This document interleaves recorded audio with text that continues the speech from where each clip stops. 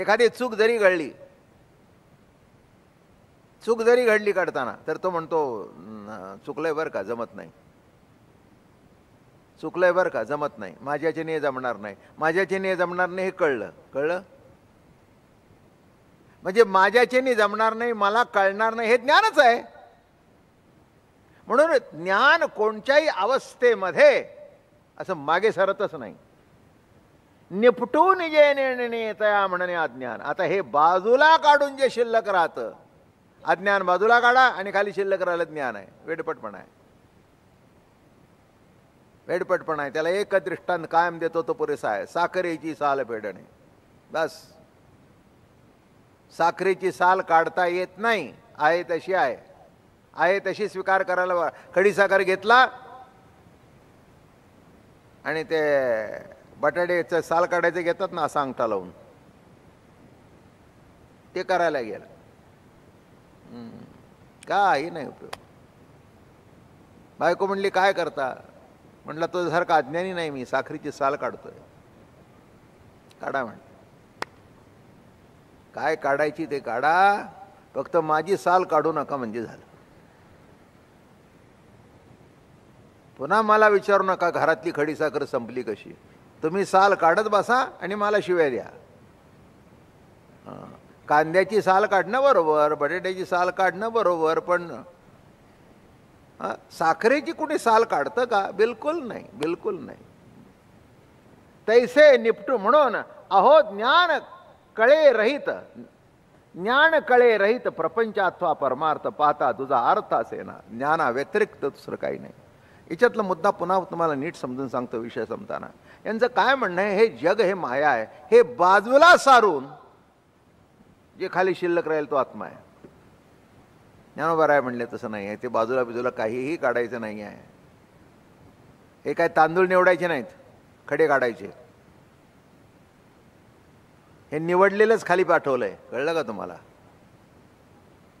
हे निवडूनच खाली पाठवलेलं आहे तुमच्या रूपाने. निवडायचं काही नाही, बाजूला काढता येत नाही काही. सगळे इथून तिथून तेच आहे, तेच आहे. काहीही एकही खडा नाही, एकही निज ज्ञानाशिवाय काहीही नाही. हे बाजूला काढा, ते बाजूला काढा, ते बाजूला काढा आणि खाली शिल्लक राहिलं हे नाही, नाही. अहो ज्ञान कळे रहित प्रपंच अथवा परमार्थ पाहता तुझा अर्थ असे ना. प्रपंच किंवा परमार्थ काहीही म्हणा, या दोन्हीलाही अर्थ एकच आहे. लक्षात घ्या, हे शब्द दोन वापरले तुम्हाला कळावे म्हणून. अथवा प्रपंचही नाही. तुकोबाराय म्हणतात, न झाला प्रपंच आहे परब्रह्म आम सोहम ब्रह्मा कळिले. मुळात प्रपंच झालाच नाही, आहे तो परब्रह्माचं दर्शन आहे. न झाला प्रपंच आहे परब्रह्म, परब्रह्मच आहे, प्रपंच झालाच नाही. परिच्छिन्न कल्पना हाच प्रपंच. एक असताना दोन म्हणणं हा प्रपंच. याच्यापेक्षा दुसरा प्रपंचाचा अर्थ नाही. मागे अनेक वेळा सांगितलंय, प्रपंच म्हणजे भांडी कुंडी नाही, तो भाग एकदम निराळा भाग आहे. असो या ज्ञानाच्या ठाई पदार्थ असेची वाढी नाही, अंतर्बाई जे काही दुसरेची नसे. इथे वाढत नाही कमी होत नाही काही, कारण आत आणि बाहेर एकच आहे. आत हरी बाहेर हरी, हरीने घरी कोंडिले, हरीने घरी कोंडिले. आत हरी बाहेर हरी, आतही हरी बाहेर हरी, इथून तिथून हरीच आहे. असो या ज्ञानाच्या ठाई पदार्थाची वाढी नाही, म्हणून पदार्थ हा शब्द ते येतच नाही. अंतर्बाह्य जे काही दुसरेच नसे. आत बाहेर एक, आत बाहेर योगू निर्वाळली आत सांगू. आत बाहेर एकच ईश्वरी सत्ता. इथे बाहेर चिमटा काढलेला तुम्हाला कळतो, तिथे तीच सत्ता आहे. जे दिसत नाही ते आतलं जी क्रिया घडते ती सत्ता तीच आहे. बाहेर काढला म्हणून चिमटा बसला तसं काही नाही बाबांनो. इथून तिथून तेच आहे. आत तुम्हाला दिसलं नाही तरी त्याच्या सत्तेनेच चाललंय, दिसलं तरी त्याच्या सत्तेनेच चाललंय. आगा अज्ञान नाथिले मानिले, हे जेणे प्रकाशिले, ते अज्ञान येणे बोले बोलूची विटंबे. अरे अज्ञान नाथिले मानिले, हेही जेणे, अरे अज्ञान मानलं हे ज्यांनी प्रकाशलं. मला अज्ञान मानणं हे ज्यांनी प्रकाशलं, और ते ज्ञानच आहे ना. प्रकाश म्हणजे ज्ञान. ही चिमूट आहे बरं का, ही जर बरोबर सुटली तर सगळे ओव्या सुटतील, नाही तर तुम्ही अडकून पडाल. मांडी घालून बसला असताना ना तर तसाच उठायला गेला आणि आपल्या तंगड्यात जर तंगडा अडकलं तर अडकून खाली पडतं. बरं, कुणाला शेजाऱ्याला बोलताही येत नाही कारण त्याच्यामुळे पडला नाही. तुझ्या पायामध्ये पाय अडकून तू पडलास. तसं इथे जर नीट चिमूट सापडली नाही म्हणून उठायच्या अगोदरच पाय मोकळे करून उठावं बरं का. पाय गुंतलेले असताना उठू नये, काळजीने उठावं. तसं अमृतानुभव ऐकताना नीट विचार करून ऐकावा आणि सांगणाऱ्याने सुद्धा विचार करून नीट सांगावा. अर्थात कळलं तरी ज्ञानच आहे, न कळलं तरी ज्ञानच आहे. चला पुढे जाऊ. ऐसे ज्ञान अज्ञान आले, अज्ञान नाही गेले, अज्ञान ज्ञाने गेले, हे दोन्ही वांजोली दोन्ही झाली. ऐसे ज्ञाना अज्ञान आले आणि अज्ञान ज्ञाने गेले, हे म्हणणं चुकीचं आहे. काय अज्ञान आलं आणि अज्ञान ज्ञानामुळे गेलं? बिलकुल नाही. ते आलंच नाही मुळात तर गेलं कुठून? तुमच्या घरात कोणी आलंच नाही तर गेलं कुठून? नाही का? आता गंमत असते घरातल्या घरात. काही वेळेला आपल्या घरातलीच माणसं एखादी वस्तू घेऊन जातात इकडे तिकडे आणि मग बायको इकडे तिकडे शोधते, ह्यानी गेलं का, त्यांनी गेलं का, त्यांनी गेलं का, त्यांनी गेलं का. मग शेजारच्या काकूला विचारते, का हो आमची ती कात्री तिथे बसली होती ती मी उचलली का? म्हणजे नाही हो, मी नाही नेली. मग गेली कुठे, गेली कुठे, गेली कुठे, गेली कुठे, गेली कुठे? मग शेजारी इकडे विचार, तिकडे विचार, तिकडे विचार, गेली कुठे? मग संध्याकाळी मुलगा आला, अरे म्हणाले बाळू तू कात्री बघितलीस का? अगं म्हणाले आई सकाळी मी चित्र कापत होतो, माझ्या बॅगेतच गेली.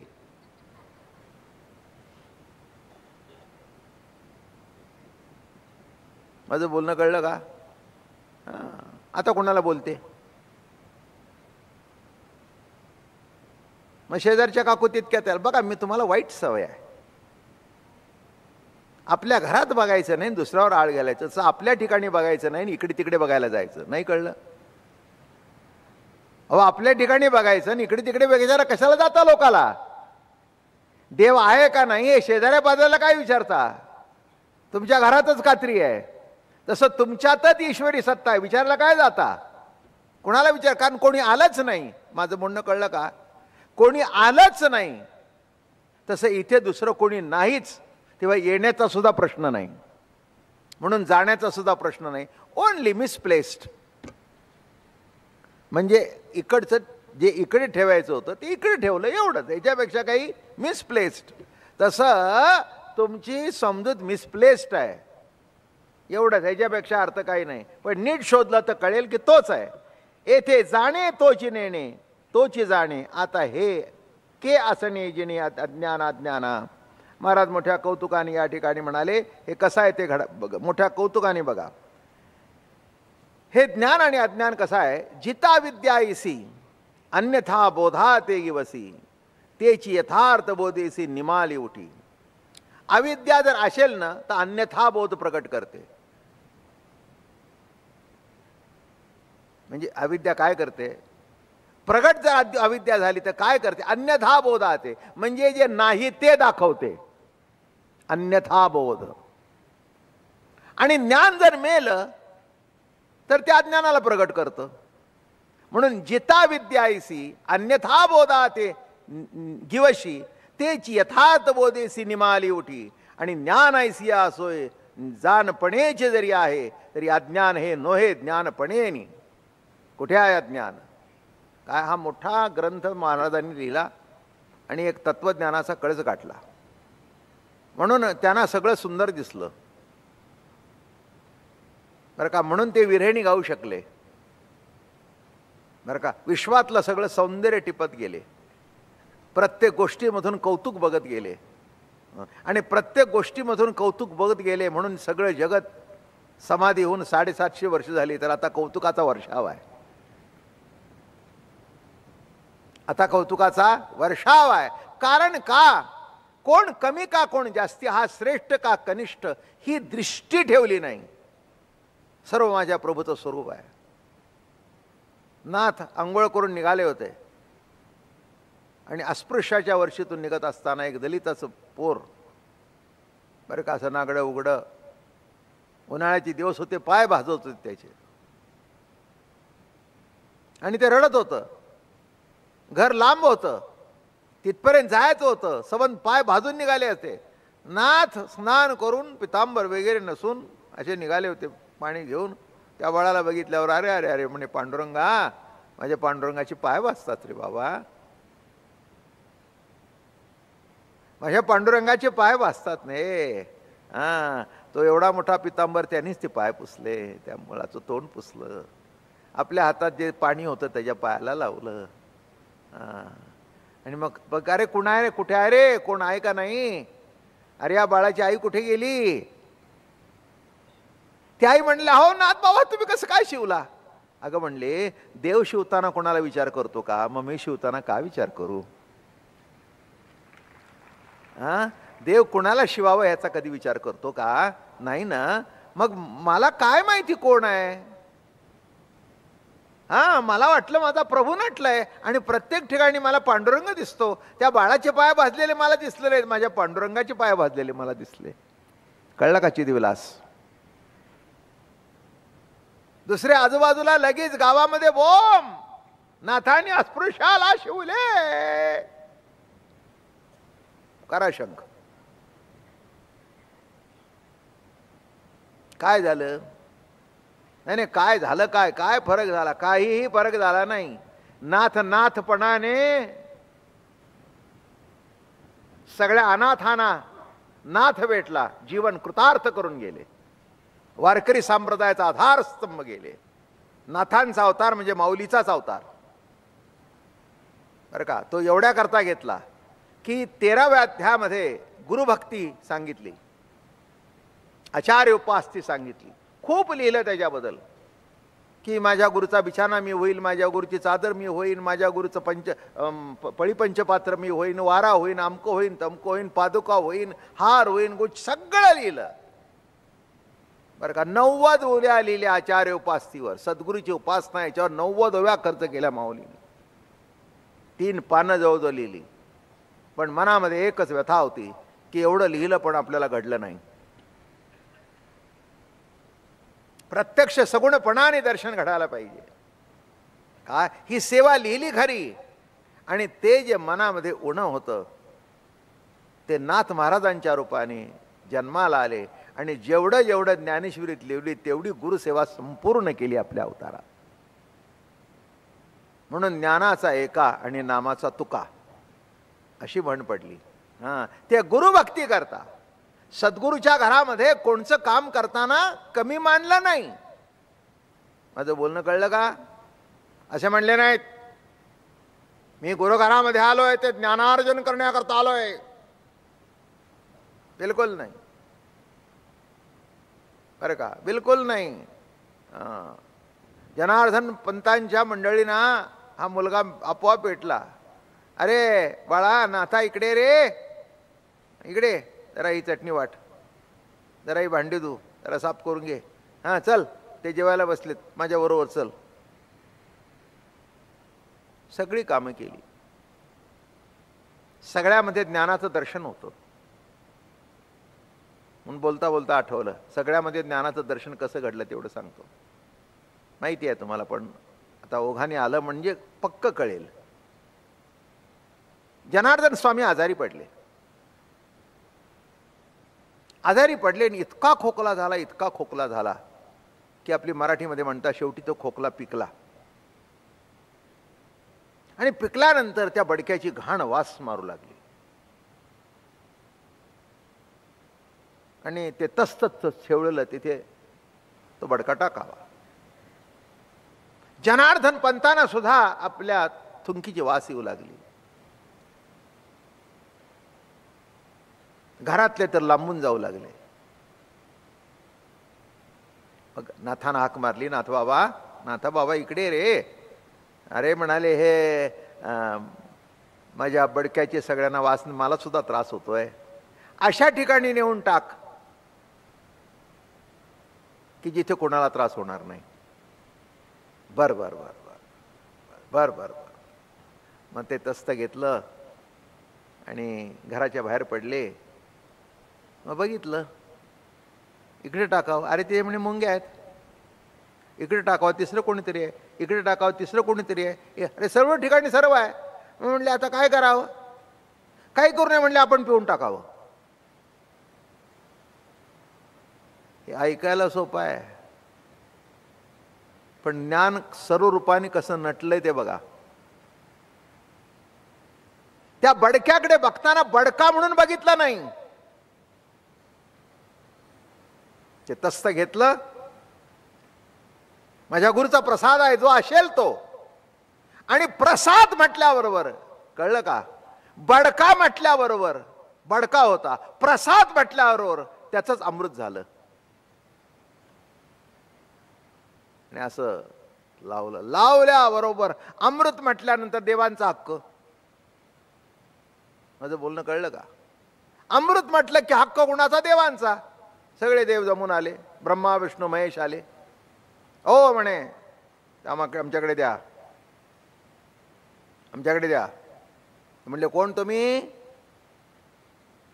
मी ब्रह्मदेव. असं होय, बर, नाव ऐकलंय म्हणले तुमचं.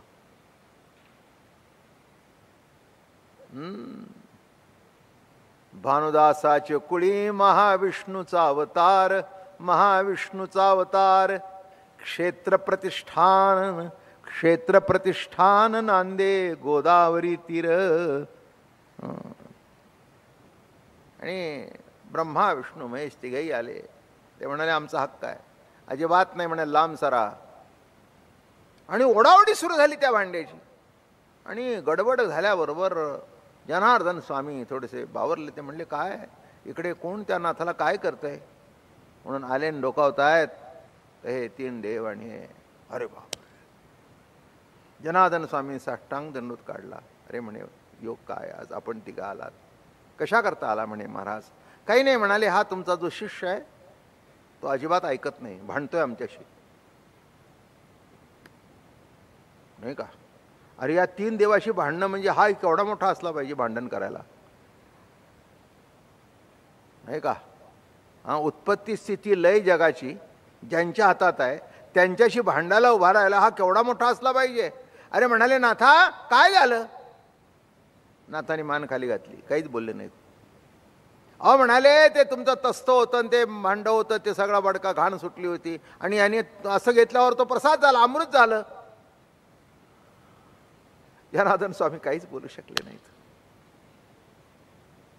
ऐकलं, कंठ सद्गदित झाला, मटकन खाली बसले, हातामध्ये चेहरा लपवला न हुंदका देऊन रडू लागले. जनार्दन स्वामी, अरे नाथा मी तुझा गुरु नाही, तूच माझा गुरु आहेस. अरे तुला बडक्यातून प्रसाद वाटावा, तसं अज्ञानमय जगत त्याच्यातून ज्ञानाचं दर्शन व्हावं. मुद्दा काय सांगतो ते नीट लक्षात घ्या, उगीच गोष्ट सांगितली नाही. काय त्यांना बडका दिसलाच नाही, त्यांना घाण वाटलीच नाही. ज्याला सद्गुरूचा स्पर्श आहे तो प्रसाद आहे. आलं का लक्षात, किती अवघड आहे हे. सांगतानाही अवघड आहे आणि कृतीमध्ये तर अतिशय अवघड आहे, इतकं सोपं नाही आहे. जनार्दन स्वामी मटकन खाली बसले, मिठी मारली. सद्गुरु नाथा म्हणाले, नाथा तूच माझा सद्गुरू आहेस, काय दृष्टी आहे तुझी. ते म्हणले मला काही कळत नाही, पण मला एवढंच कळतं, माझ्या सद्गुरूची दृष्टी ज्याच्या ज्याच्यावर पडली तो प्रसादच आहे. हा दिठवा दयावरी झळके. आणि तिकडे ते भांडताय तितके त्यांनी पिऊन टाकलं.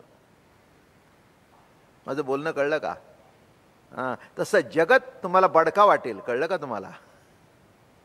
पण सद्गुरूच्या कृपेने तो बडका नसून अमृत आहे. तसं अज्ञान नसून ज्ञानाचंच दर्शन आहे. हाच अमृतानुभव आहे. देवांना सुद्धा तो बडका वाटला आणि नाथांना प्रसाद वाटला. तसं जसं जशी दृष्टी परिपक्व होईल हे एकदम घडत नसतं. पूर्वजन्मी सुकृते थोर केली, ती मजाजी फळासी आली, परमानंदू आजी मानसी. भेटी झाली या संतासी, परमानंदू आजी मानसी. आपोआप पालटली दृष्टी. म्हणून महाराज या ठिकाणी म्हणतायत, ते आपल्या एका अभंगामध्ये निळोबाराय म्हणाले, देखणा तूची मी नाही आता. अरे सद्गुरुनाथा, देखणा तूच आहे, ते सगळं तुझ्या रूपानेच प्रकट होत आहे. म्हणून या ठिकाणी म्हणाले, ज्ञान या ज्ञान वादतो वाद करी ज्ञानाचाच बोधू, या लाग्या ज्ञानाचे सत्य वादू तोही नाही. म्हणून अज्ञानाला सत्य वादू मुळातच नाही. एक हा माझा दृष्टांत ठेवला म्हणजे सगळं तुमच्या या अध्यायाची प्रश्न सुटतील. म्हणून कायम सांगत असतो, जग पालटत नसतं, जगताकडे बघण्याची दृष्टी पालटली की जग पालटलं. वस्तू पालटत नसते, वस्तूकडे बघण्याची दृष्टी पालटली की जग पालटलं. अहो ज्ञान असे संचले, परी अज्ञान शब्दी गिवसले. म्हणून नावेक झकवले युक्तीचे डोळे. अज्ञान शब्दे गिवसले, उगीच फसवापासून झकवले युक्तीचे डोळे. उगीच तुमचे डोळे झकल्यासारखं झालं. अरे पण ते पुढचं सांगतो, झकू दे नाही तर नक झोलवे. झकली तरी ठीक आहे, न झकली तरी ठीक आहे. दृष्टी तरी आहे ते ज्ञानच आहे, आहे ते ज्ञानच आहे. ह्याच्यावर दृष्टी पडली ते ज्ञानाचं दर्शन आहे. दुसरा म्हणेल ज्ञानाचं दर्शन नाही, मी म्हणतो ज्ञानाचं दर्शन आहे. प्रश्न मिटला. जेवी चित्राची आ गंगाजळ, किंवा होताश निजवाळ, दिसतीची पोकळ अर्थहीन. अज्ञान कसं आहे? चित्रातल्या गंगाजळ. आता चित्रातल्या गंगाजळने काय आंघोळ करायला जाल का तुम्ही? चित्रातलं ते गंगा वाहत होती, हा लोटा लावतो तिथे. प्रदर्शन होतं, दुसरा आला त्याला लोटून दिलं तिकडे. हा लोटा लावतोय आणि दुसऱ्याने लोटून दिलं. तर म्हणले, अहो काय पाणी काय करता, लोटा काय लावला? म्हटलं पाणी, अहो ते म्हणजे चित्रातलं आहे. नाही, एक लक्षात ठेवा, इथे जे अज्ञान वर्णन करतात ना, दिसतं ते तसं न